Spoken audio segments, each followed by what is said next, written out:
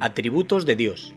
Un viaje por las Sagradas Escrituras hacia el corazón de Dios.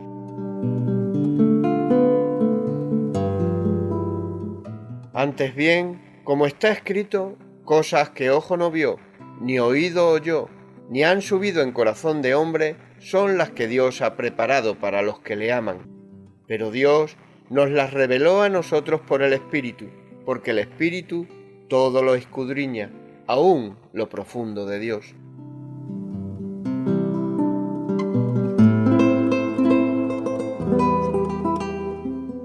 Atributos de Dios.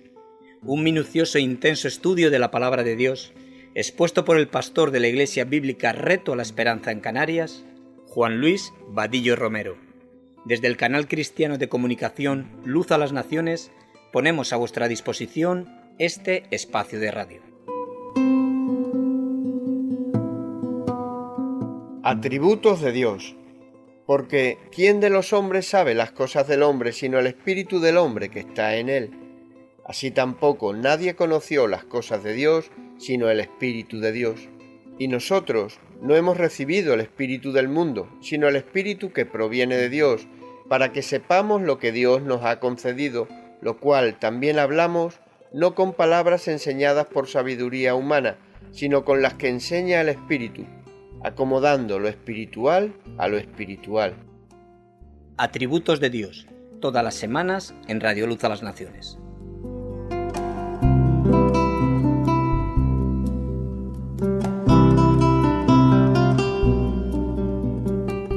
Bienvenidos por este tiempo que Dios nos está permitiendo, nos va a permitir en esta mañana a poder seguir escudriñando su palabra, lo que Dios tiene para con nosotros. Quiero daros una buena noticia, y es que aunque no haya dos o tres, Dios está contigo también igualmente. El Espíritu Santo mora en el creyente, y aun cuando estemos solos, ahí tenemos Mateo 28:20, ¿verdad? Dice que yo estaré con vosotros todos los días hasta el fin del mundo. Entonces, aunque no estemos entre medio de cristianos, el Espíritu Santo sigue estando, Dios está con nosotros. Y ese es un grandísimo privilegio, ¿verdad? Me gustaría orar antes de empezar, dejar este tiempo en manos de Dios.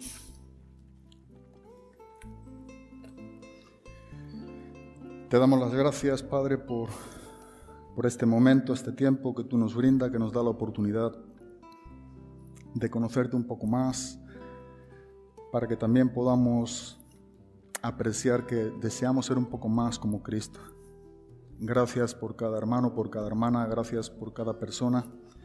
Señor, gracias por este tiempo de alabanza, de adoración, de la exposición de tu palabra. Queremos glorificarte a ti, Dios, en la persona de Jesucristo. Queremos ser más como tu Hijo, queremos que tú sigas obrando con poder en nuestras propias vidas. Y deseamos que tú sigas transformando los corazones de cada quien, de los que aún todavía no te conocen, Dios. Haz un milagro en sus vidas, en sus corazones, Dios. O que tu palabra en esta mañana, Dios mío, pueda instruirnos con todo el peso de la verdad de tu carácter. Gracias, Padre Santo, en el nombre de Cristo Jesús. Amén.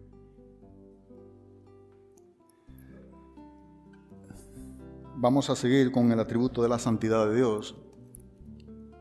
Dios es un Dios santo. Y algo que dijimos, dando un breve repaso de recordatorio para situarnos hasta donde venimos viendo y retomar este segundo punto que vamos a tratar de exponer en esta mañana. Algo de lo que creo que es importante que a nuestros días estamos viendo de manera muy común es que sabemos que Dios es santo. Esa es una gran verdad que vemos en su palabra.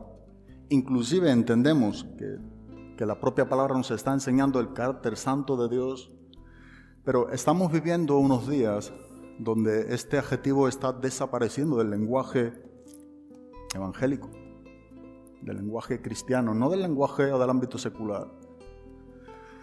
Aun cuando sabemos que Dios es un Dios santo y entendemos su santidad, entre comillas, nosotros a la misma vez debemos de reconocer que este es un lenguaje que está desapareciendo en nuestros días. Difícilmente vamos a escuchar predicaciones de la santidad. Es muy difícil. Está escaseando, no digo que no las haya, pero es como que es algo comprometedor desde un púlpito o en una iglesia ya. Pero lo que Dios nos está enseñando es que esto es algo que debemos de retomar. Dijimos que el atributo santo de Dios o su santidad o este adjetivo es el único atributo que aparece de manera consecutiva en las Escrituras. Es decir, hablamos de la visión de Isaías cuando estaba viendo a Dios en toda su hermosura. Es una preencarnación de Cristo, por tanto es una cristofanía. Y lo que Isaías puede decir, o lo que él está oyendo que dicen los serafines con respecto a esta hermosura de su santidad: Santo, Santo, Santo. Dijimos también cuando Juan en la isla de Patmos está viendo también el trono de Dios y también escucha a esos serafines decir Santo, Santo, Santo. Algo importante que estuvimos viendo en cuanto a la definición de la santidad de Dios es precisamente que este es el único atributo que se repite. O sea, no encontramos a lo largo de las Escrituras Dios es amor, amor o amor. O inclusive Dios es justo, justo, justo o misericordioso. No, Dios es santo. Así que todo lo que Dios es, el carácter de Dios en toda la esencia de su naturaleza, es santo. Así que cada vez que nosotros exponemos un atributo de Dios, estamos reconociendo que dicho atributo es ¿cómo? Es santo. Cada atributo que venimos exponiendo y hemos expuesto ya, creo que son 20 o 21, no recuerdo, cada atributo que estamos exponiendo es el atributo santo de Dios. Cuando hemos expuesto el atributo de la soberanía de Dios es una soberanía santa. Cuando hemos expuesto la justicia de Dios, la justicia de Dios es una justicia santa. El amor de Dios es un amor santo. Así que todos los atributos, absolutamente todos los atributos de Dios son de carácter santo. Así que esto es algo relevante, lo que Dios nos está enseñando y lo que estamos tratando de aprender en este tiempo en cuanto a este atributo que estamos exponiendo, el de que Dios es santo. Es importante que nosotros podamos entender este carácter de Dios. Es importante que nosotros podamos definir, una clase estuvimos dando en cuanto a la definición de la santidad. Estuvimos prácticamente dejando un poco establecido que este atributo vamos a verlo en tres partes. Lo primero es la definición de la santidad, que la hemos visto, aunque recordaremos algunos puntos. La experiencia con la santidad de Dios, que es otra cosa que creo que es de carácter urgente y a la misma vez es importante para cada uno con nosotros. Y por último, a modo aplicativo, ¿cómo es que yo aplico el carácter santo de Dios a mi vida si en verdad yo solamente no solamente estoy sabiendo la definición de la santidad, sino que he tenido una experiencia con este Dios santo? Entonces, de manera como aplicar, veremos cómo nosotros vamos a responder a esa santidad de Dios. Bueno, y tratamos de que cada vez que exponemos un atributo de Dios, esto tenga que ver con nosotros. No sea simplemente algo que hemos definido o algo que hemos estudiado o algo que hemos alcanzado un mayor conocimiento. Estamos tratando de apreciar que lo que Dios nos está enseñando por medio de sus perfecciones o sus atributos, que siempre decimos que esto responde a la pregunta de cómo es Dios. Bueno, estamos tratando de que no solamente sepamos, sino que seamos un poco más como Cristo. Cuando estamos estudiando los nombres de Dios que responden a la pregunta ¿quién es Dios?, también estamos tratando de apreciar quién es Él en nosotros. ¿Cómo es Dios? ¿Quién es Dios? Es algo que a nuestros días es algo que no preocupa aparentemente mucho a la iglesia, pero que sin lugar a duda es sumamente importante. Necesitamos conocer a Dios de una manera bíblica, como la propia palabra nos está enseñando. Algo que vimos en el libro del Éxodo, en el capítulo número 15, en el versículo número 11,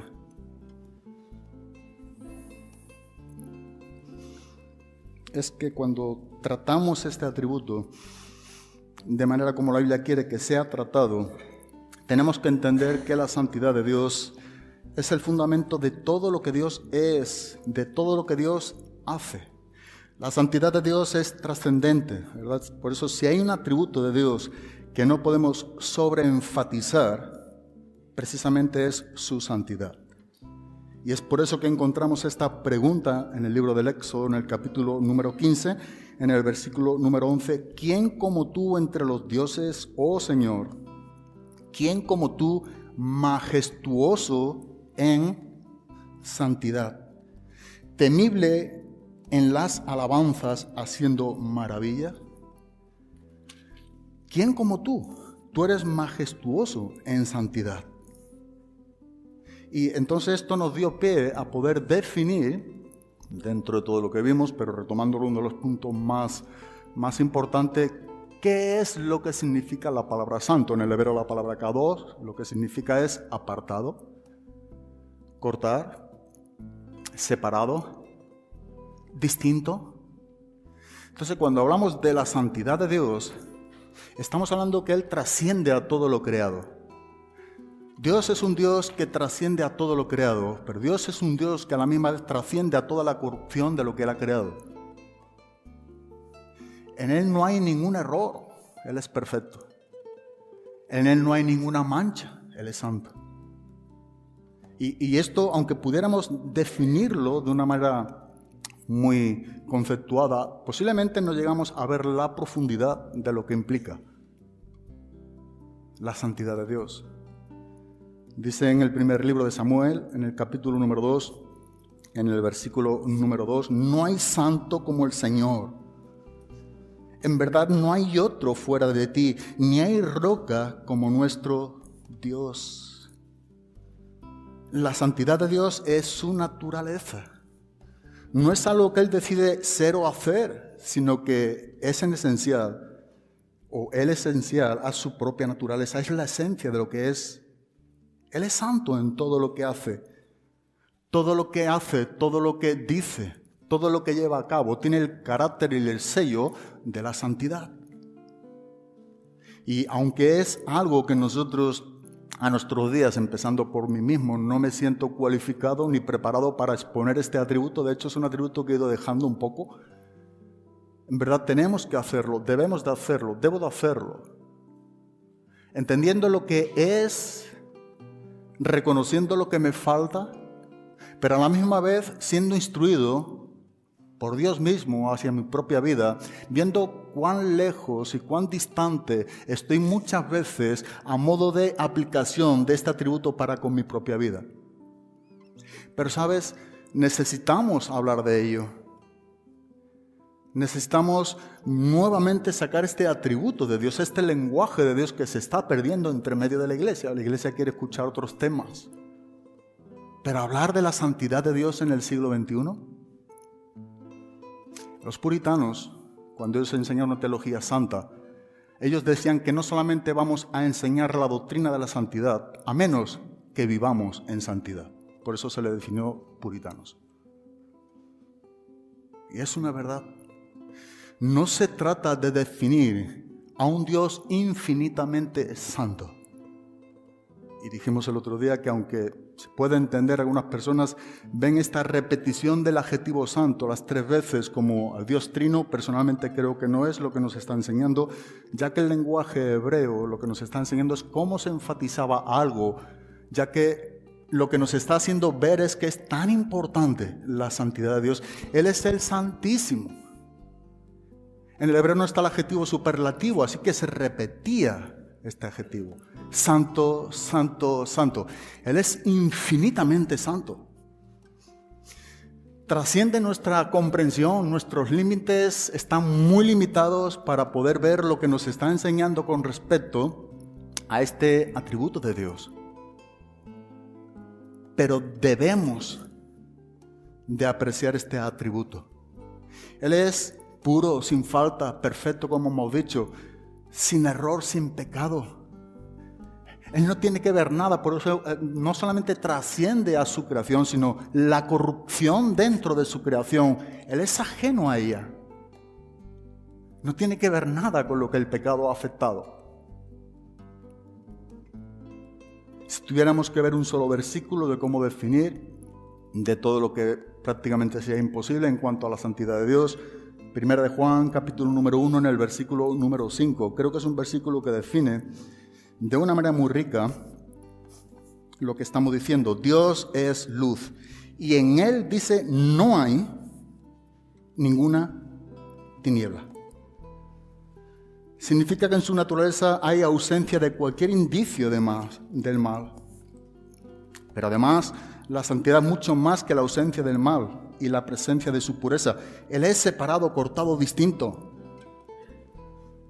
Por eso nuestro propio vocabulario no reuniría todas las palabras o definiciones para expresar la santidad de Dios. Una buena definición es diferente y distinto a todo lo que Él ha creado.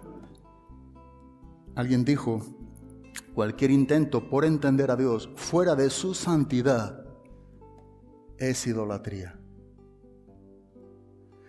Cualquier intento por definir a Dios o por entender a Dios fuera de su santidad es idolatría. Me gustaría citar nuevamente lo que Tozer decía en cuanto a este atributo. Dice que santo es la forma en que Dios es. Para ser santo, Él no se conforma a unas normas. Él mismo es la norma. Él es absolutamente santo, con una plenitud incomprensible e infinita de pureza, que es incapaz de ser distinto como es. Porque Él es santo. Sus atributos son santos. Es decir, que cuando pensemos como perteneciente a Dios, debemos pensarlo como santo. Me gusta, y con esto metemos en ese segundo punto, lo que Stephen Charnock en el siglo XVII dijo en cuanto a este atributo también. Dice que la santidad de Dios es su gloria y su belleza. Es su vida misma, porque Él jura por su vida y por su santidad. Ahora bien, tenemos en alguna manera la definición de lo que es santo o santidad. Vamos a ver lo que dijimos como un segundo punto de lo que la Biblia también nos enseña, que somos llamados a tener una experiencia con la santidad de Dios, por tanto, con su persona, con su carácter. Es la propia Biblia la que nos está enseñando que para ti y para mí es necesario no solamente saber del carácter santo de Dios, sino que seamos confrontados con esta verdad. Y no conformarnos con menos de lo que Dios nos está llamando a tener una experiencia con este Dios santo. Y tener una experiencia con la santidad de Dios es una realidad que debe de acontecer en todo verdadero cristiano. Aun cuando escuchamos poco sobre ello a nuestros días. Si hay algo que sigo valorando y que creo que es importante es volver a los escritos antiguos, volver a la historia de la iglesia, volver a los puritanos, volver a los reformadores, porque el lenguaje hoy dentro de la iglesia cristiana está siendo tan liviano, tan superfluo. Fueron hombres que dieron sus vidas por el Evangelio. Vivieron de manera muy distinta a como nosotros estamos viendo en nuestros días. Y no porque a sus días no hubiese lo que también había en nuestros días. Igualmente había el pecado en todo su auge. Pero ellos apreciaron no solamente la enseñanza de la santidad, sino que ellos desearon ser santos porque Dios es santo. Esto es lo que Pedro nos está enseñando. Y no solamente en un área de tu vida o de mi vida, no, sino dice en toda vuestra manera de vivir. A veces pasa que hoy tenemos un lenguaje entre hermanos y parece que estás hablando de otra historia. Parece que estás hablando de otro lugar de la tierra. Parece que estás hablando de otro tipo de grupo de personas. Cada vez que empezamos a introducir la palabra santo o santidad, normalmente repele. no nos interesa mucho, y la pregunta que yo personalmente debo de hacerme es ¿por qué? Porque nuestro Dios es un Dios santo. Vivimos unos días donde parece que todo vale, ¿verdad? Mira, y digo, no se lo comentaba a Ru, pero respetando también, ella me contaba una situación en la universidad esta semana de un examen que tuvo bastante difícil, y fue algo curioso porque el profesora no recuerdo, prácticamente dejó de que todos los alumnos se copiaran. Ya vino compungida. Me dijo, papá, me ha pasado esto. No he sido capaz. Posiblemente suspendí. ¿Sabes? Le dije, abrazándola, tú eres diferente. Tú eres distinta. El cristiano o la cristiana ha de ser distinta, hija. Lo único que puedo dejarte a modo de herencia es esto: la integridad. Y yo dije, aunque suspendiera tu carrera, no me importa.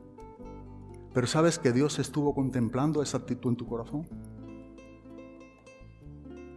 Porque ser un cristiano, una cristiana, es esto. Somos diferentes al mundo. Aun cuando pensamos que el mundo no nos está viendo, nunca olvidemos que son los ojos de Jehová quienes contemplan toda la tierra. Dice que toda la tierra, y sobre justos e injustos. Pero dice también que es para mostrar su poder a favor de los que tienen corazón perfecto para con Él. No me importa esa asignatura, pero fuiste íntegra. Y me imagino que será difícil, su edad, su carrera, alguna asignatura muy difícil. Tener a mano lo que le están ofreciendo y decir no, no y no. Yo estudié días y días para esto. Y esto yo creo que por implicación debe de ocurrirnos a todos nosotros en diferentes etapas. ¿Por qué digo esto? Porque el mundo va a tratar de sobornar tu integridad como la mía. Y si tú y yo no somos santos, porque Él es santo, vamos a rendirnos. Vamos a rendirnos, mirando los beneficios que el mundo nos está dando. El mundo puede darte muchas cosas, te lo va a cobrar caro. Pero todo cuanto tú y yo debemos de tener en nuestra propia vida se llama que nuestra manera de vivir sea una manera de vivir distinta a como el mundo vive. Y si tú y yo no hemos tenido una experiencia con ese Dios santo, va a ser imposible. Ayer hablaba una persona de Ecuador, un hermano de muchos años, y ayer en la noche estuve hablando un rato con él. Me llamó en una situación bastante difícil que está viviendo, pidiendo un poco consejo. Y una de las cosas que me costó hacerle entender es precisamente él está viviendo un matrimonio un poco, pero bueno, he visto en el tiempo que le conozco 2 etapas de su vida, son años, pero él está viviendo una etapa difícil donde supuestamente me está hablando de una situación de su esposa que es complicada. Juanlu, el mundo la ha traído, la ha seducido, las amistades que tiene la está alejando de Dios, y puede ser verdad. Me costó mucho decirle eso, pero le amo y son muchos años, se lo dije con mucho amor. Y él lo pudo entender. Digo, puede ser verdad. Pero ¿qué tal si tu esposa jamás nunca tuvo una experiencia con el Dios santo de la Biblia? Eso duele, ¿verdad? Es mi esposa. ¿Sabes? Yo le dije a esta persona, la iglesia, donde quiera que vayamos, tú en Ecuador, aquí en España, donde quiera que vayamos, en la iglesia en sí, como el edificio donde nos reunimos, ¿no? La iglesia de Jesucristo, está lleno de personas que han creído que han tenido un encuentro con Cristo. ¿No es verdad? No, pero la Biblia dice que la va a traer, ella tuvo experiencia, tuvo el poder de Dios, habló. Digo, mira, amén, a ella no la conozco, es su segundo matrimonio que ha tenido ahora. Digo, no la conozco, digo, pero ¿qué tal? ¿Por qué no? Cuanto menos tu oración a Dios, le dije, no debe de ser que restaure nuevamente la situación que anteriormente tenía tu esposa en una iglesia, como estaba activa. Posiblemente tiene que orar a Dios a que no la reforme, porque Dios no reforma a nadie, sino que haga, en el sentido cuando no se es cristiano, sino que haga una nueva criatura. ¿Qué tal si eso no ha ocurrido? Bueno, terminamos al final diciendo, puede ser Juan. Bueno, nos cuesta entender esto, nos cuesta aceptar esto, porque estamos acostumbrados al ámbito eclesiástico, ¿verdad? A los ministerios, a las actividades, a todo lo que se hace. Qué bonito suena todo. Pero vamos a ver cómo la Biblia nos demanda a ti y a mí a tener una experiencia con la santidad de Dios. Y los hombres que tuvieron una experiencia con la santidad de Dios nunca más fueron los mismos. Y eso lo vamos a ver en la palabra. Nunca. El que ha tenido un encuentro verdadero, el que ha visto el carácter majestuoso y santo, que los serafines, ¿verdad?, gritaban, santo, santo, santo. Aquellos seres angelicales, cuando uno estudia angelología, los serafines son los que tenían el primer rango de la cercanía más a la presencia de Dios. Por eso son seres ardientes. Santo, santo, santo. Dice que ellos no se atrevían ni siquiera a poder contemplar la santidad de Dios. Cubrían con sus alas sus ojos. Y nosotros hoy en día vivimos tan a la ligera nuestro cristianismo. Ahí hablaba también con otro hermano, digo, estamos tan acostumbrados a vivir nuestros días en un ritmo que casi no somos capaces de frenar, apartarnos y buscar a Dios. Hablaba con este hermano de que una de las cosas que estamos siendo más atacados en la iglesia de Cristo es tu tiempo con Cristo y punto, y el mío. O sea, el tiempo a solas con Dios. Esto como que hoy en día hay otras cosas o otras personas que están ocupando ese lugar. Y claro que los quienes tenemos familia, tenemos este orden, hacemos el devocional juntos, oramos juntos, estudiamos. Pero inclusive, tú tienes que buscar un tiempo a solas con Dios como yo. Nosotros tenemos que pasar tiempo a solas con Cristo, de verdad. Si no, es imposible. Donde tú grites y yo grite, me pueda llorar, pueda arrodillarme, pueda clamar en la soledad con Dios. Señor, aquí estoy, esto es lo que soy, no te voy a esconder nada. Esto es lo que soy, te necesito. Y hay un sinfín de excusas para no estar a solas con Dios, pero solamente hay una que no puede faltarnos. Es un mandato suyo. Es una necesidad para nosotros. Cuando Dios nos habla de la búsqueda suya, para con nosotros, o la nuestra para con Él, está hablando directamente a nuestros corazones. Y muchos de los pensamientos y cosas que tú y yo llevamos a cabo no son bien definidas o no tienen sus prioridades correctas porque tú y yo no hemos pasado el tiempo a solas con Él, sopesando, reflexionando, valorándolas. Vivimos en un tiempo muy rápido, ¿verdad? Todo va con mucha velocidad. Y a mí me gustaría, dentro de lo que estoy exponiendo, sin salirme de lo que tengo que decir, tú y yo necesitamos pasar tiempo a solas con Dios. Busca como el tiempo más especial que no nos puede faltar. El tiempo a solas con Él. ¿Verdad? Ese tiempo que valoramos, que apreciamos y que necesitamos como verdaderos cristianos. Martín Lutero decía algo referente a lo que vamos a exponer. Dice que el hombre está encorvado en sí mismo y necesita ver la gloria de Dios. El hombre está encorvado en sí mismo, y esta es una gran verdad también para nuestros días, pero tiene una necesidad de ver la gloria de Dios, no la enseñanza de la gloria de Dios, que no se desvincula de la experiencia, por supuesto, en la palabra. Pero necesitamos que lo que estamos aprendiendo sea algo que marque nuestras vidas. Necesitamos que eso sea real. Si a ti y a mí nos va a ayudar algo a permanecer hasta el fin, precisamente es la verdad de lo que tú y yo tenemos de este Dios Santo. En medio de los días difíciles, en medio de las tribulaciones, en medio de las hostilidades, en medio de la enfermedad y de todo lo que estamos viviendo, si hay algo que a ti y a mí nos va a ayudar a permanecer hasta el fin, precisamente será aquello que tiene que ver con Él y su gloria. Con que hayamos tenido realidad con Él. Hayamos tenido esta experiencia con Dios. Cuando digo experiencia, dicho esto, quiero aclarar algo. No estoy hablando de cosas sobrenaturales, ¿verdad? Que tenga que ver solamente con una emoción o algo sensacional. Nuestras experiencias siempre deben de ser sujetadas a la Escritura, siempre. La Escritura no se puede someter a nuestras experiencias. Este es el error en este último siglo que está ocurriendo. A partir del siglo XIX-XX, esto ha cambiado mucho. Somos llamados a tener experiencia. Bueno, nuestro Dios es un Dios vivo, ¿cómo no? Pero esas experiencias deben de estar sujetas a la autoridad de las Escrituras. Dios mismo nos invita, lo veremos, a ello.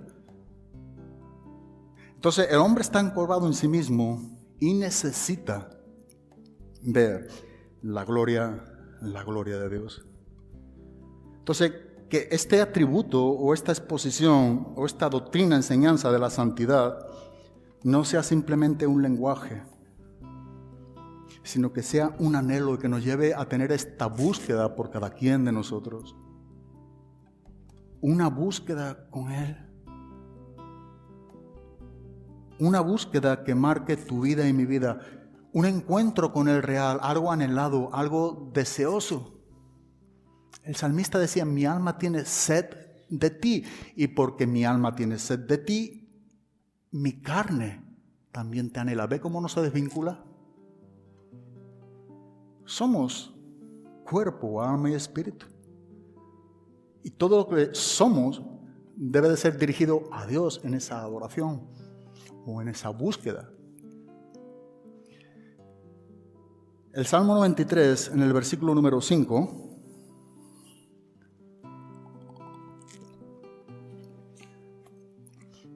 aunque es un salmo que nos está hablando del reinado justo de Cristo, más profético, nos está hablando más cómo sería purificado el templo en Jerusalén y que sería puro como el templo, o en este caso el templo, como es el dueño del templo, quien es Cristo. A la verdad, a modo de aplicación, también es para con nosotros la iglesia de Cristo. Y el Salmo 93:5 dice lo siguiente, que la santidad conviene. La santidad conviene a tu casa eternamente, oh Señor. ¿Sabes que la santidad nos conviene a nosotros, que somos el templo del Espíritu Santo? Y la santidad no nos conviene solamente en un momento de nuestro cristianismo, sino que la santidad, como dice el salmista, nos conviene eternamente. Me gusta mucho como dice el hebreo español, en gran manera a tu casa le va bien la santidad. En gran manera a tu casa le va bien la santidad.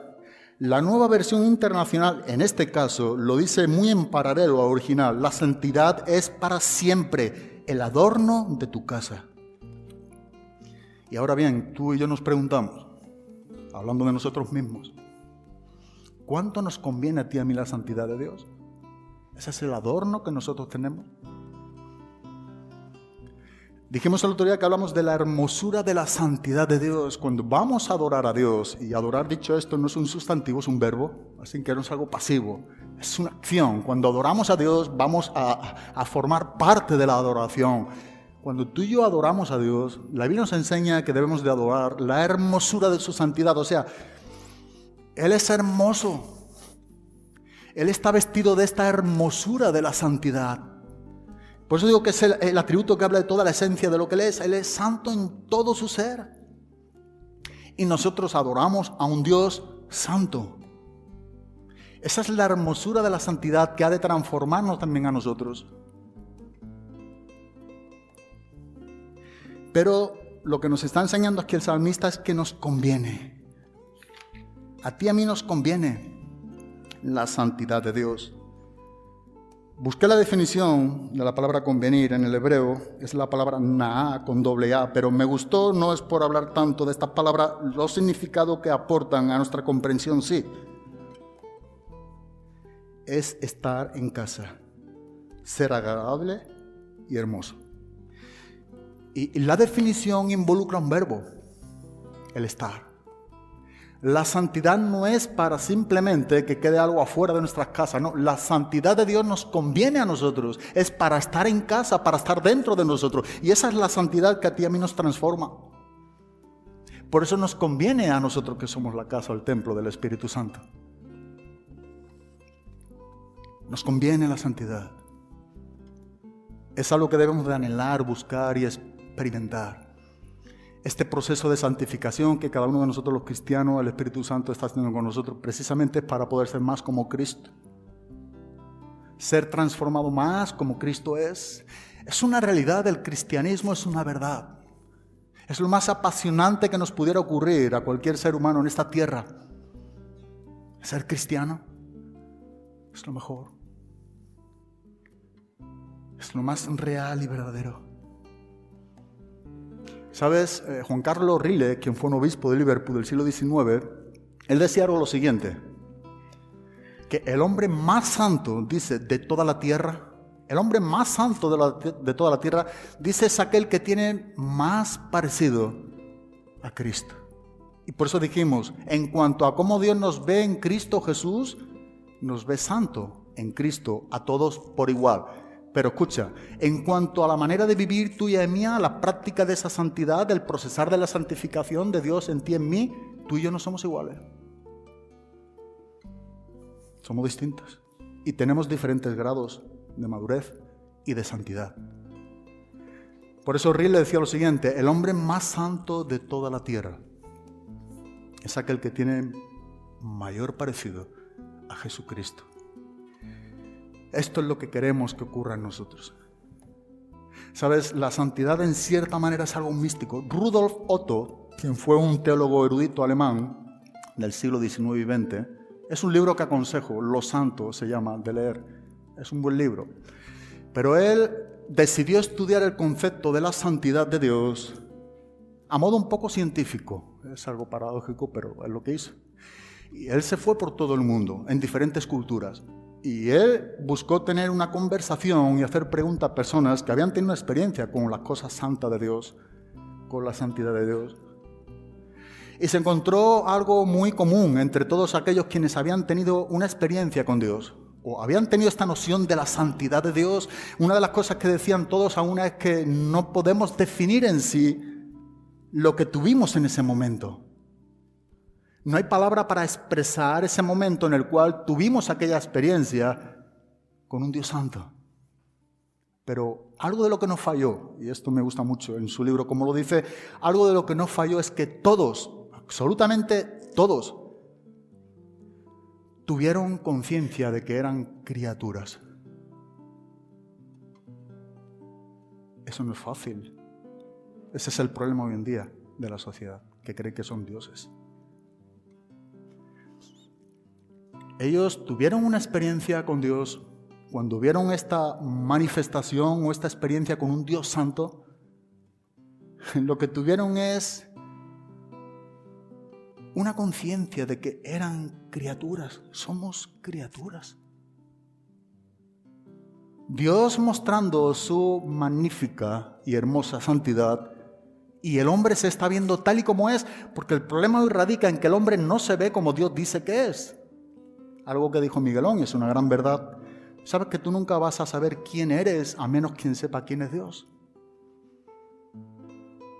Esto lo estamos estudiando también en Romano. Es imposible. Necesitamos tener un conocimiento de Dios. Necesitamos tener una noción de quién es Dios. No podemos confesar a un Señor sin saber quién es el Señor. No podemos pedir que nos liberte sin reconocer que somos esclavos. Y hay cosas que aparentemente son tan oídas, ¿verdad? Y suenan tan bien que hemos dado por sentado, hemos aceptado que estas son las doctrinas bíblicas. ¿Sabes? Abre tu Biblia y ten el tiempo para ver lo que la Biblia te enseña a ti y a mí. Jamás ningún hombre puede ver quién es, a menos que tenga algún conocimiento de Dios. ¿Por qué se predica el Evangelio? Bueno, el Evangelio se está predicando precisamente para esto. ¿Por qué son buenas nuevas? Son buenas nuevas, pero antes has de ver las malas noticias que el Evangelio tiene para ti. Y solamente viendo las malas noticias tú puedes apreciar esas buenas nuevas. Solamente viendo que tú eres realmente un hombre condenado que va camino al infierno por la ira de Dios, tú desearás ser salvo por esa gracia divina de Dios. Y es como Dios nos está enseñando. Pero viendo algunos ejemplos de hombres, vamos al libro del Éxodo, que tuvieron una experiencia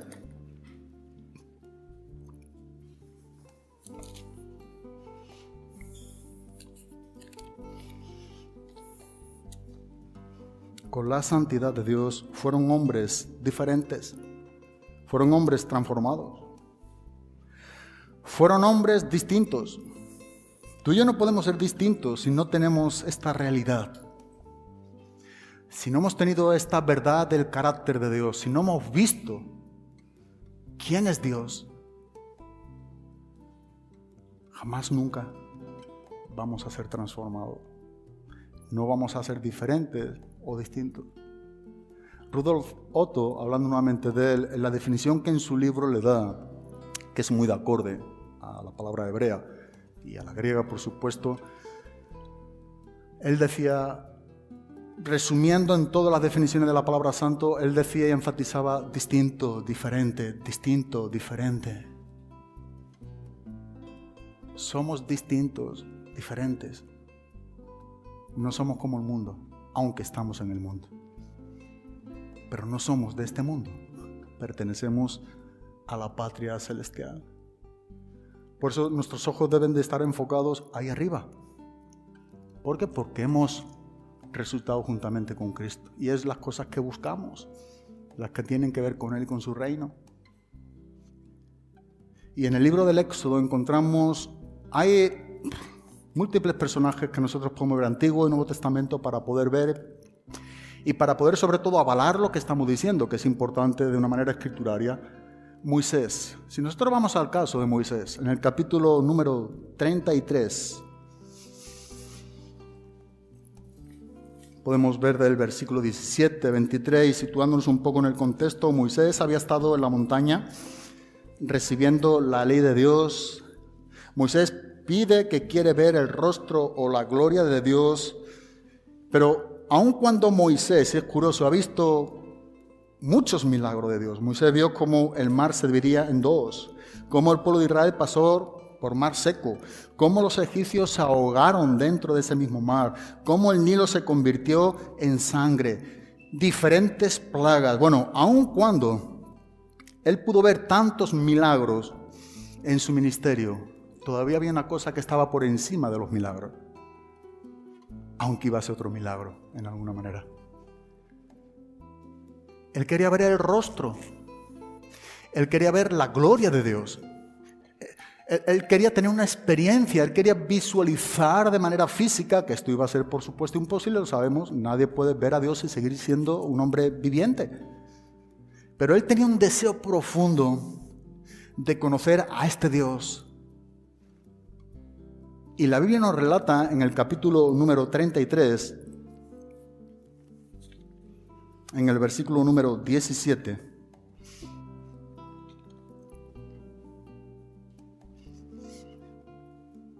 dice, y el Señor dijo a Moisés, también haré esto que has hablado, por cuanto has hallado gracia ante mis ojos y te he conocido por tu nombre. Entonces Moisés dijo, te ruego que me muestres tu gloria.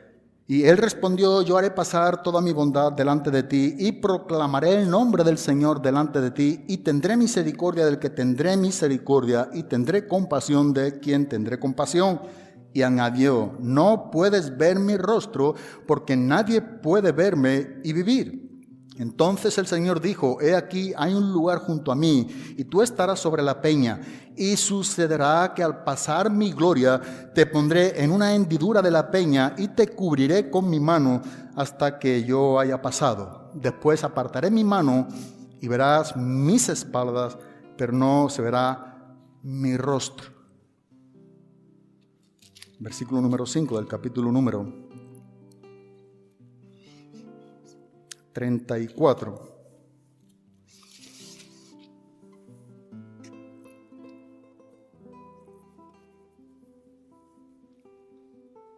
Dijo en el versículo número 7. Perdón, capítulo 34, versículo número 33, del 29. Y aconteció que cuando Moisés descendía del monte Sinaí, con las dos tablas del testimonio en su mano, al descender del monte, Moisés no sabía que la piel de su rostro resplandecía por haber hablado con Dios. Y al ver a Aarón y todos los hijos de Israel a Moisés, he aquí la piel de su rostro resplandecía, y tuvieron temor de acercarse a él. Entonces Moisés los llamó, y Aarón y todos los jefes de la congregación volvieron a él, y Moisés les habló. Y después se acercaron todos los hijos de Israel, y él les mandó que hicieran todo lo que el Señor había hablado con él en el monte Sinaí. Cuando Moisés acabó de hablar con ellos, puso un velo sobre su sobre su rostro. Si tuviéramos que destacar aquí algo de lo que acontece en la vida de Moisés, Moisés tiene un ruego profundo. Él no se conformó con los milagros, él quería ver el rostro de Dios. No le fue suficiente todo lo que hasta entonces había vivido en ese corto ministerio, sino que Moisés quiere ver el rostro de Dios. Ahora bien, Dios mismo nos enseña, nadie puede ver mi rostro y seguir viviendo. Pero Moisés es puesto cubierto en una hendidura cuando pasa lo que es la gloria de Dios y dice que ve sus espaldas. Bien, no es que sean unas espaldas físicas. Siempre entendemos que esto es un lenguaje antropomórfico para que nos ilustre un poco lo que Dios nos está enseñando, nosotros asimilemos quién es Dios. Pero esto transformó a Moisés. Un ruego por ver, por la cercanía de experimentar su santidad, su gloria, su rostro. Pero lo que me gusta mucho, como nos está enseñando, es que cuando Moisés baja de la montaña con las tablas de la ley, dice que el pueblo de Israel no pudo ver el rostro de ¿quién? De Moisés, hasta tal punto que Moisés se cubrió su rostro con un velo. Esto también tiene su enseñanza. Pablo nos la enseña en 2 Corintios capítulo número 3, en cuanto a la ley. Nosotros aún todavía estamos a un nivel más alto que en este punto del Antiguo Testamento, que es lo que Pablo enseña a los corintios, a través de Cristo. Pero algo ocurrió en la vida de este hombre, y no voy tanto a hacer el énfasis a ese rostro físico, o a esa experiencia de manera física, o que sea algo que se pueda ver o notar. Pero algo ocurre en las personas que tienen un deseo profundo de ver la santidad de Dios. Algo es diferente en aquellos hombres y mujeres que tienen un grandísimo celo en este siglo XXI por creer que Dios sigue siendo vivo y todopoderoso. Algo ocurre, son distintos y diferentes, tienen un mayor crecimiento a la imagen de Cristo. Y por eso digo, pensando en todo esto, no solamente es cómo definimos la santidad, sino la experiencia tuya y mía con un Dios santo. El anhelo de que seguimos confesando y creyendo de que Dios es un Dios vivo, de que vamos a acudir a Él. Vamos a acercarnos al trono de la gracia para no solamente alcanzar misericordia, sino hallar gracia en el oportuno socorro. Vamos a intimar con Él, vamos a estar en ese secreto con Él. El salmista dice aquí que tú amas la verdad en lo íntimo. Bueno, es en esa intimidad donde Dios ama la verdad. Es en esa intimidad donde tú y yo somos vistos por unos ojos diferentes, que no está viéndonos a todos por igual en el sentido como ve a su iglesia, no. Nos apartamos porque tenemos un gran deseo de ser un poco más como Cristo. Y en lo secreto me has hecho comprender sabiduría. No es una sabiduría pública que Dios ministra. Hay otro tipo de sabiduría, aunque en parte el Espíritu Santo por la misma palabra, que proviene de esta soledad, de tu tiempo y mi tiempo, y de estas cosas parece que no queremos saber. Pero mira, esto es lo que la Biblia nos enseña. La santidad nos conviene a ti y a mí. Ser transformado por un Dios santo es lo mejor que nos puede ocurrir. Me duele cuando veo una iglesia, ¿verdad?, entre nosotros, gente donde hasta aquí llegué. Parece que el cristianismo aburre, ni más. Veo a jóvenes que no tienen ni anhelo por servir a Cristo, cuando es el más grande anhelo que deberían de tener con la experiencia con Cristo, si lo tienen. Como que es algo aburrido, monótono. Gente con años que aún todavía no han entendido o no han tenido una experiencia con este Dios de la Biblia. Y Dios sigue alentándonos a lo mismo. Él es un Dios vivo. Él es un Dios santo. ¿Sabe qué privilegio tenemos con esto? Hay una forma, como le pasó a Otto, que no pudo definir muy bien. En cuanto a estas personas que tuvieron esta experiencia, esta cercanía, esta realidad en medio de un culto de adoración, en una predicación, en una soledad, en medio de sus oraciones, en un quebrantamiento, acontecen cosas que tú y yo jamás nunca hemos pensado. Son realidades que Dios sigue haciendo en nuestro tiempo. Hablaba estos días atrás con Marcela, recordando un poco este último tiempo en el hospital, y ella sabe, yo le dije, me costó mucho encajar el tiempo otra vez aquí. El caso que es lo que te pasa, me costó encajar la situación otra vez aquí, porque yo os digo con todo el corazón, yo pensaba que partía, y esto me gozaba. Y me costó cuando vi otra vez la realidad de todo, y no es empezando por mi propia familia, estaba deseando de verla. Pero cómo me costó encajar ese tiempo. Me pasó otra ocasión con un hermano en un entierro predicando su despedida. Y ella recuerda también. Fue un tiempo donde fue aquella envidia sana de decir, yo quiero estar ahí. ¿Te tocan tiempos que estás viviéndolo bien con Dios? ¿Estás a cuentas con Él? Ve la realidad de quién es Dios. Y claro que yo en el hospital tuve una noche que hacía años que no tuve. Y eso fue lo que a mí me hizo desear con todo el corazón de estar con Él. Y me costó encajarlo. Me costó volver a la realidad de ver otra vez dónde estoy, lo que tengo que hacer, a todo lo que es inclusive el mismo ministerio. Porque Dios nos da una visión de quién es Él y eso es tan real. Eso es lo que quiero transmitir. Eso es tan real, es tan auténtico. Eso es poderoso. Porque Dios es poderoso. Nada se compara a ello. Nada, absolutamente nada se compara a ello. Y tú igualmente, si has tenido experiencia con este Dios Santo, sabes de lo que te estoy diciendo.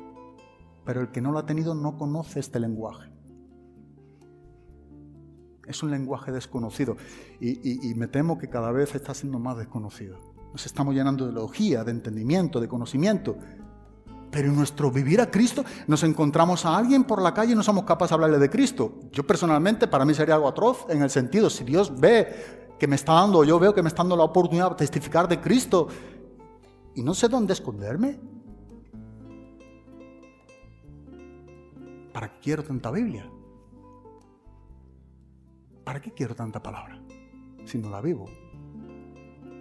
Y soy quien más, posiblemente, uno de los que más anima a la palabra, pero si la vivimos. Porque esto debe de avivarnos. Esto debe de transformarnos. El caso de Job, capítulo número 42, brevemente.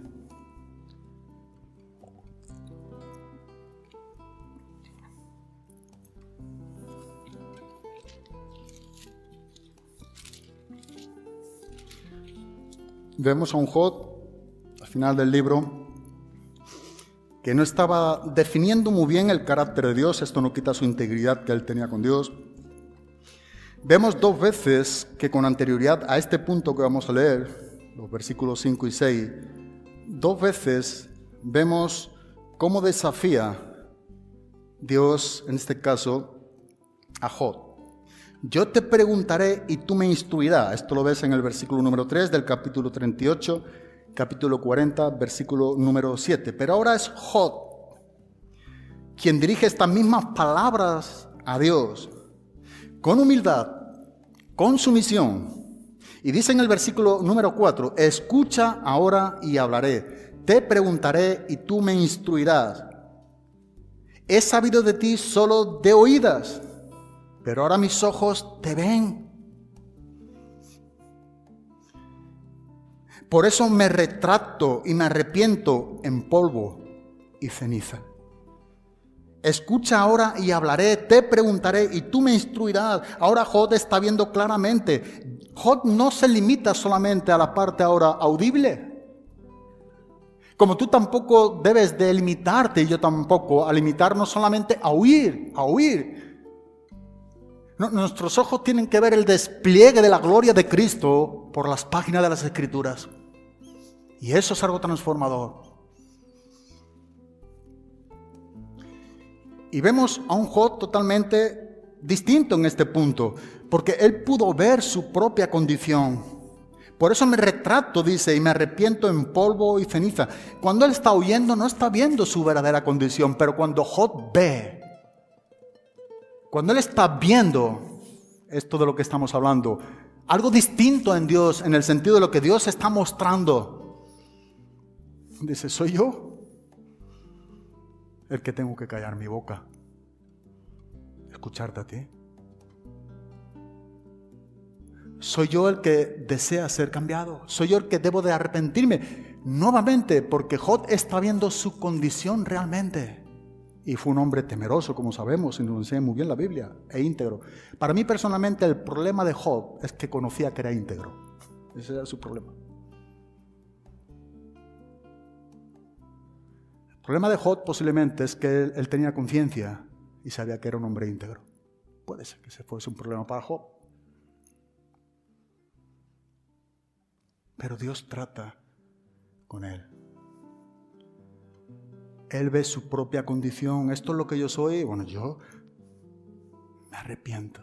Me gusta la Reina Valera como dice, me aborrezco. Cuando tú y yo nos aborrecemos y nos amamos tanto, no te puedo imaginar lo mucho que nos amamos nosotros. Y ese es el carácter del postrer tiempo en los hombres, amadores de sí mismo. Si hay un problema hoy en día en medio de la sociedad y dentro de la iglesia es que nos amamos mucho a nosotros mismos, pero no es un amor que proviene de estar amando a Dios, que ese sería el correcto.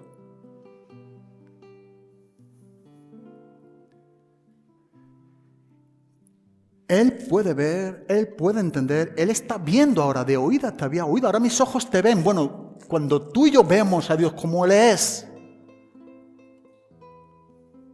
de verdad, que vamos a tener, como dijo Otto, conciencia de criaturas. Eso es lo que tuvo Job, por eso se aborrecía. Me aborrezco. No he visto, Dios, quién estaba haciendo yo hasta ahora. En este debate con mis amigos aquí, ¿quién eres tú? ¿Quién no soy yo? Y Dios varias veces, en definitiva, estamos viendo cuando dice, bueno, a ver, respóndeme, ¿dónde estabas tú cuando yo? Y empezaba Dios a hablar su grandeza. Si eres tan listo y tan sabio. Veremos a un Dios teniendo paciencia hasta tal punto que Job no está oyendo ya de Dios, sino que él está viendo a Dios. Y ese es el ver que tú y yo debemos de tener por su palabra. Una realidad, ¿verdad? Que aun cuando hemos pasado muchas veces por el mismo pasaje, algo diferente ocurre. Algo diferente ocurre.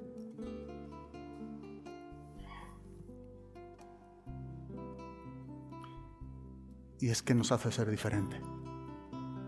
Ya no son palabras, ya no es una lectura, ¿verdad?, bíblica. Tú y yo podemos ponernos retos en leer la Biblia y es muy bueno, entre más se lee mucho mejor. Pero a veces el error es fuerte cuando solamente leemos por un reto. La palabra de Dios aprendí hace años que es parar y meditar y estudiarla. Claro que uno la lee de manera consecutiva. Cuando Job está viendo y no solamente oyendo, él se aborrece a sí mismo porque él está viendo ahora su verdadera condición. Pero sabe, Job no quedó igual tampoco. Al igual que tampoco fue con Moisés. Esto es lo que le hizo a Job entrar en un verdadero estado de arrepentimiento. Este punto culminante de ver a Dios de manera diferente. Había tantas cosas que mis oídos han oído de ti, pero ahora mis ojos te ven. Y si mis ojos te ven y yo tengo conciencia de quién soy yo, me aborrezco, me arrepiento. Porque lo que está viendo es esa santidad, esa majestuosa santidad de Dios. Y él tomó conciencia también de criatura y en vez de amarse a sí mismo, se aborreció. Brevemente vayamos a Isaías, un pasaje que conocemos. En el capítulo número 6, cuando Dios llama a Isaías a ser profeta, fue en el año, nos enseña la Biblia, que murió el rey Uzías. Y Uzías fue uno de los reyes más grandes que tuvo Israel. Reinó y subió al trono con 16 años, reinó durante 52 años. La Biblia nos enseña que Uzías hizo todo lo recto ante los ojos de Dios, pero al fin de sus días, el rey Uzías fue un hombre arrogante, orgulloso. Él se atrevió a violar el ministerio del sacerdote. Siendo rey no podía hacerlo. Y él tiene una lepra dada por Dios. Y aunque vive dentro del reinado, a las afueras de palacio, él está como en una cuarentena excluido. Un hombre que en los días de la generación de Isaías, cuando está reinando Uzías por 52 años, posiblemente muchas de las personas era el único rey que había conocido, 52 años reinando. Y la Biblia destaca de manera muy específica, y creo que de manera muy especial en el versículo número 1, que en el año de la muerte del rey Uzías, vi yo, dice al Señor, sentado sobre un trono alto y sublime, y la orla de su manto llenaba el templo. Mira, es curioso ver, pero cuando nos encontramos aquí con Isaías, que él va al templo para la despedida de un rey terrenal, él está teniendo un encuentro con el rey celestial. Antes de que Isaías fuera comisionado como profeta, él bajó junto a todo Israel a lamentar, porque hubo gran lamentación por la muerte del rey Uzías. Fue un rey bueno, al fin de su día se desvió, por supuesto, Dios no lo permitió.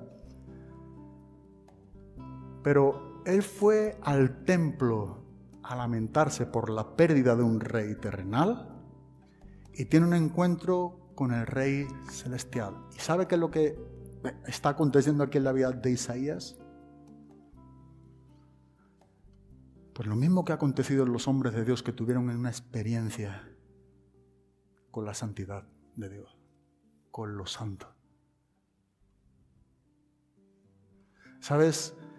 Isaías jamás en toda su vida se había visto como se vio en medio de esta manifestación de la santidad de Dios. Nunca se había visto. Hasta tal punto se vio como realmente era, que Isaías dice, ay de mí, yo soy un hombre muerto. Yo soy un hombre de labios inmundos.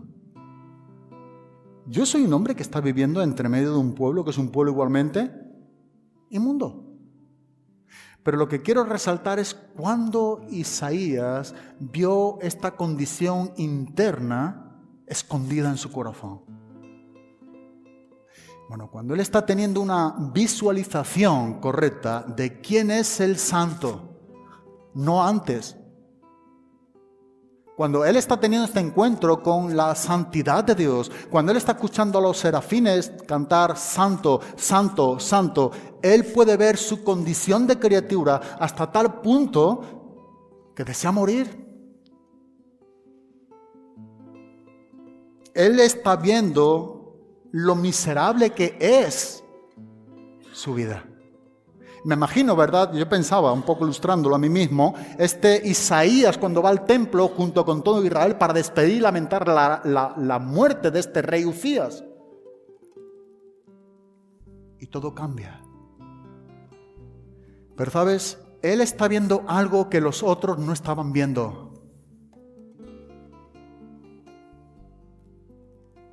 Él estaba escuchando algo que los otros no estaban escuchando. Y uno puede ver en el relato brevemente, dice en el versículo número 2, por encima de él había serafines, cada uno tenía 6 alas, con 2 cubrían su rostro, con 2 cubrían sus pies y con 2 volaban.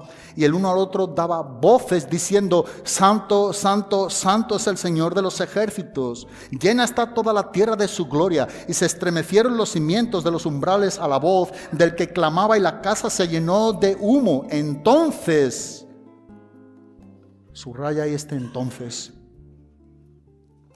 entonces dije, ay de mí. ¿Sabes? Ya no son los ayes que previamente vemos en el capítulo número 5 de los juicios sobre los demás y otras naciones del pueblo de Dios. No, ahora es un ay de mí. Ay de mí, porque perdido estoy, pues soy hombre de labios inmundos. Y en medio de un pueblo de labios inmundos habito. ¿Por qué? Porque han visto mis ojos al Rey, el Señor de los ejércitos. Nota el texto nuevamente. porque Isaías ha visto la santidad de Dios, porque Isaías ha oído como los serafines gritaban santo, santo, santo, porque vio esta manifestación en todo su esplendor de manera tan verdadera y tan real, que es cuando entonces Isaías está viendo lo que nunca había visto dentro de su corazón. Y yo hablaba allí con este hermano, posiblemente, y te lo digo con mucho amor, le recalqué, muy posiblemente debes de aceptar que jamás nunca tuvo un encuentro, le hablé un poco de esto, de la santidad, con un Dios santo. Si no, no estaría viviendo de esta manera como me cuentas.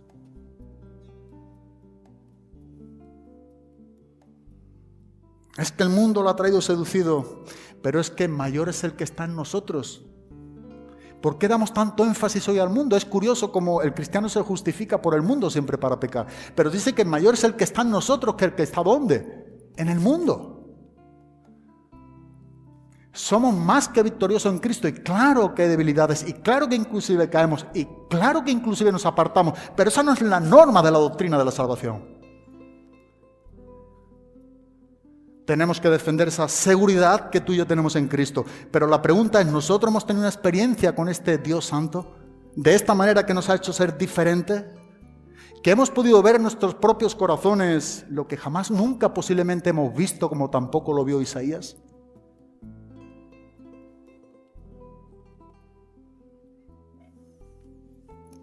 Ay de mí. Solamente cuando vemos a Dios como realmente es que podemos vernos también nosotros como realmente somos.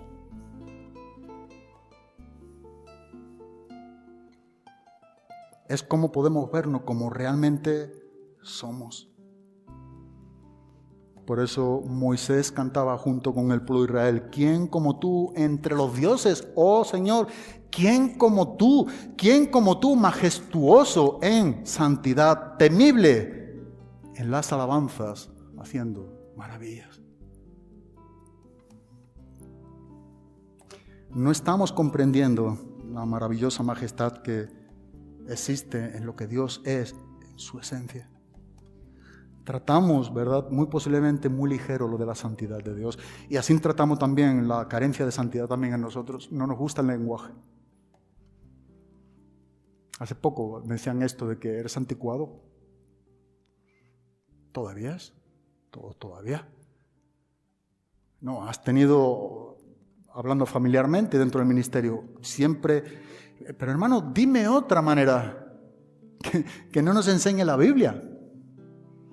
Algunos, ¿verdad? Siempre es con el tema de los antiguos. Y mira, si tengo que escoger entre los antiguos lo que mis ojos están viendo hoy y mis oídos oyendo, voy a seguir con los antiguos. Prefiero comer de hombres que partieron de esta tierra con Dios.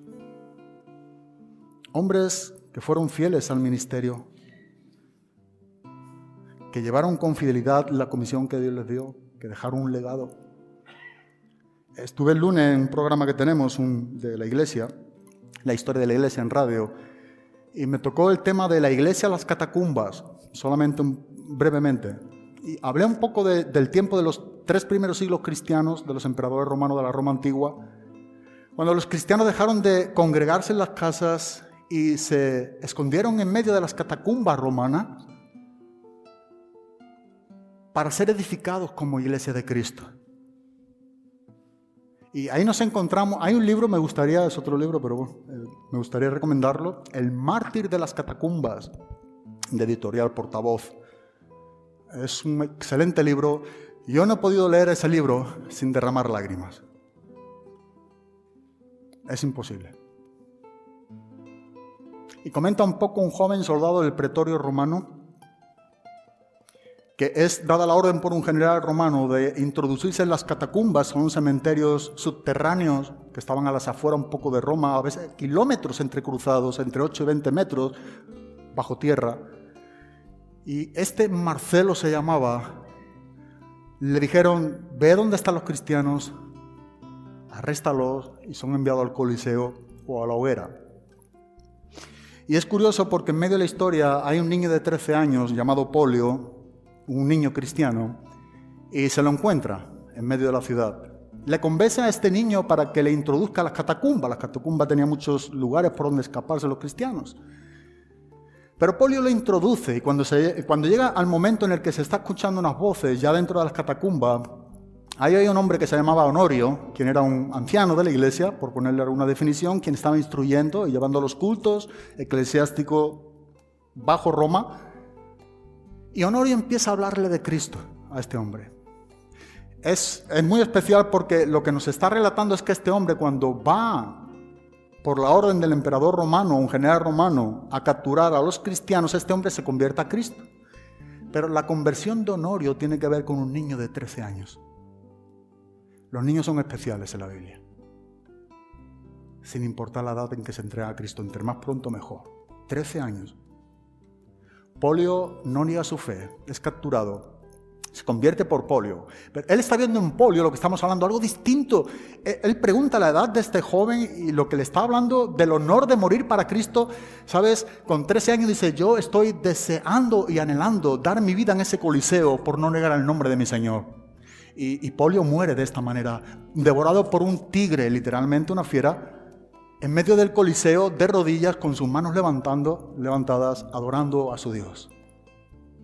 Háblame de ese cristianismo a nuestros días. Es el mismo Cristo, no ha cambiado. Y nosotros y el mundo, ¿qué pasa con el mundo? Tendríamos que habernos visto en otras situaciones.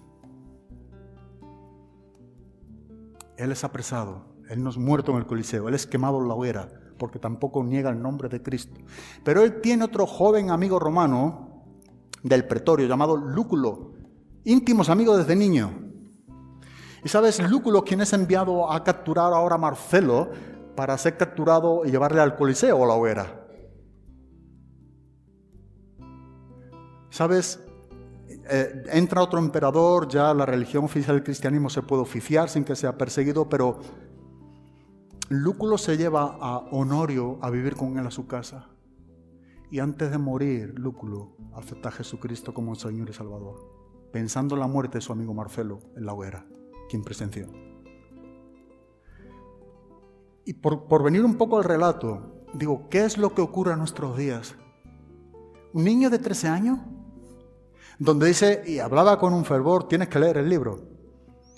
Mi único anhelo, la honra que Dios me está dando, es que yo esté, decía en las catacumbas, ahí arriba. No negando el nombre de mi Dios. Tenía una madre piadosa que le enseñó las Escrituras. Es tan real. Me encanta la historia de los mártires. Me encanta. Es tan real, es tan cercano el poder de Dios. Es tan verdadero que es difícil pasar por encima la lectura de este calibre de cristiano. Ellos no negaban el nombre de Cristo. ¿Sabes uno de los problemas que tuvo en este caso, escrito por Asaf en el Salmo 50, en el versículo número 21? Y el problema que nosotros tenemos hoy en día también en nuestros días, y que Dios está hablando por medio de Asaf para su pueblo. De cierto, tú tenías un error, tú estabas convencido de que yo decía a Dios, era como tú. Y el error es que muchas veces nosotros también pensamos que Dios es como nosotros. ¿Sabes que estamos bajando el estándar del carácter de Dios en medio de nuestros días, en esta sociedad como Iglesia de Cristo? Estamos rebajando tanto a Dios que yo no sé si ya es Dios o no el que presentamos. Y pensaba en este versículo, de cierto tú pensabas que yo era como tú. Uno puede ver al principio, en el versículo número 1, número 2 del Salmo 50, que Dios está tratando con la santidad. Y nosotros posiblemente también estamos pensando que Dios es como nosotros. No estamos viéndolo como realmente es y por eso no nos estamos viendo como realmente somos. Necesitamos, ¿verdad?, ver, necesitamos en el sentido de escudriñar, necesitamos de meternos con todo el corazón en las Escrituras, necesitamos desear este anhelo profundo de tener un encuentro personal con Él, de ver este carácter santo de Dios en todo lo que nos está enseñando la propia palabra, y entonces seremos transformados. Y entonces seremos diferentes, como Pablo dice. Por tanto, nosotros todos mirando a cara descubierta con un espejo la gloria del Señor, dice que somos transformados de gloria en gloria en la misma imagen como por el Espíritu del Señor. Si tú ves un poco ese contexto, nosotros estamos por arriba de Moisés. Pues el contraste entre la ley y la gracia era en Cristo. Pero ese es el privilegio que tú y yo tenemos en Cristo. Moisés experimentó la santidad de Dios y el reflejo de ella aterrorizó a su pueblo. Job igualmente experimentó la santidad de Dios y aborreció su misma vida. Se arrepintió en polvo y ceniza. Isaías experimentó la santidad de Dios y tuvo que tener sus labios cauterizados con una brasa encendida. Y así pudiéramos ver, no nos da el tiempo para ello. Saulo de Tarso va de camino a Damasco y ve una luz como nunca jamás había visto. Cayó y fue un hombre transformado. Quedó ciego por 3 días. No es que tú y yo tengamos que vivir lo que Saulo vivió, pero sí tenemos que tener un encuentro verdadero con él. Es por fe, amén. Fe en un Dios vivo. Hoy, y me duele esto mucho, se desvaloriza mucho el nuevo nacimiento, la regeneración del poder del Espíritu Santo, el encuentro verdadero con Jesucristo en la cruz del Calvario. Juan encuentra, te digo, pudiéramos hablar en la isla de Patmos, en el capítulo número 1, nos encontramos con un Juan que está visualizando al Cristo glorificado y dice, yo caí como muerto.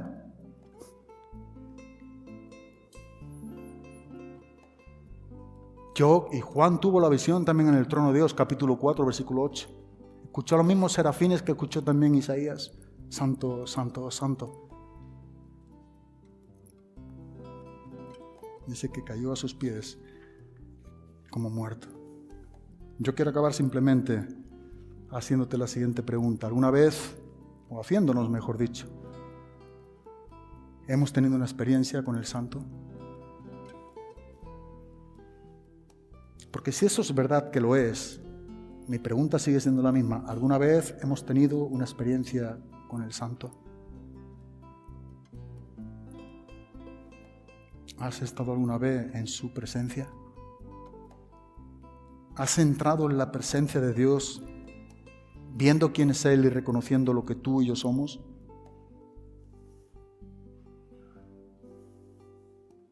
Porque es como vamos a vernos tal y como somos, cuando le vemos a Él como Él es. ¿Sabe? Jamás, nunca entenderemos la santidad de Dios. Nunca. Sin entender la cruz. Y mira por dónde comienza. Jamás. No hay manera. ¿Sabes por qué Dios el Padre mata a su Hijo?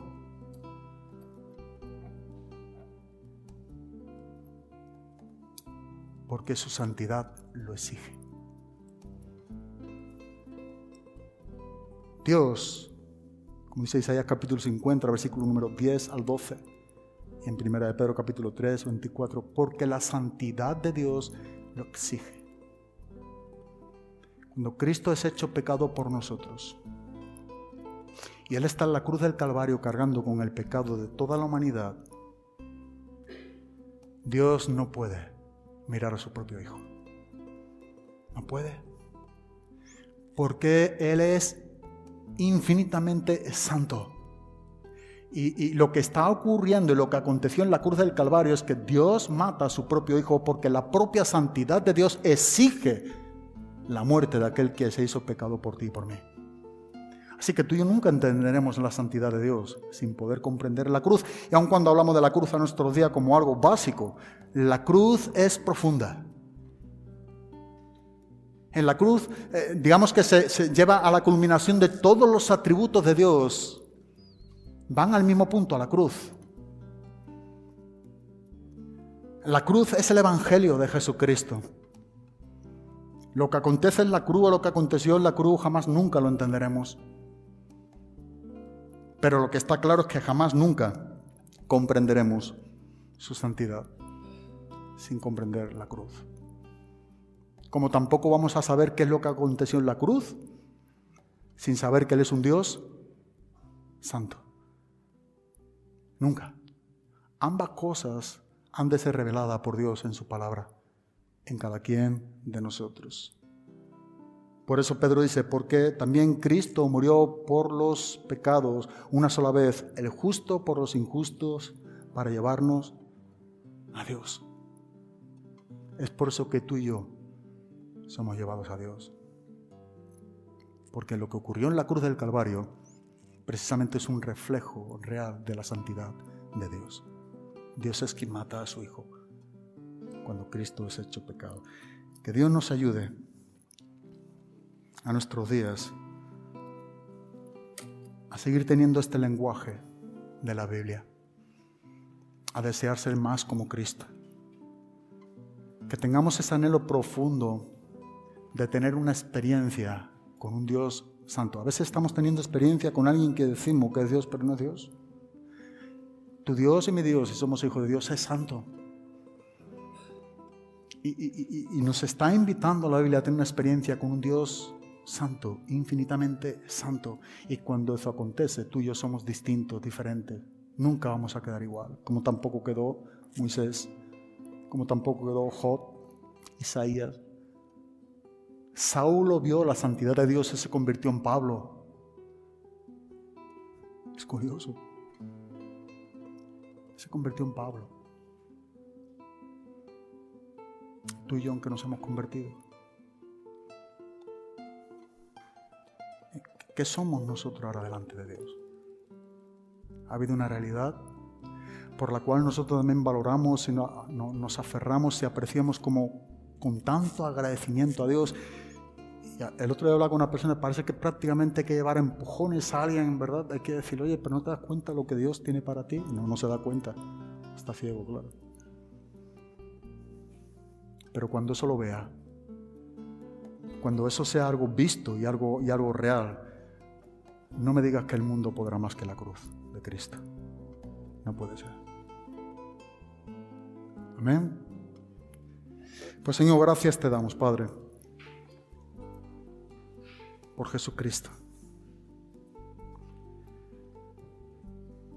Señor, gracias por la cruz.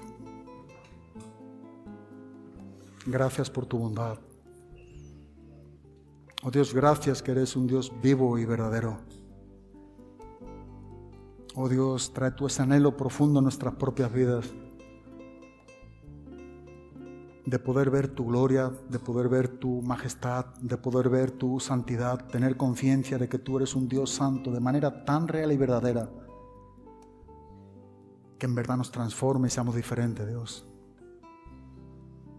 Oh Dios, cuán bueno has sido tú todo este tiempo y sigues siéndolo, Dios. De manera paciente estás tratando para con cada uno de nosotros en diferentes áreas, diferentes etapas.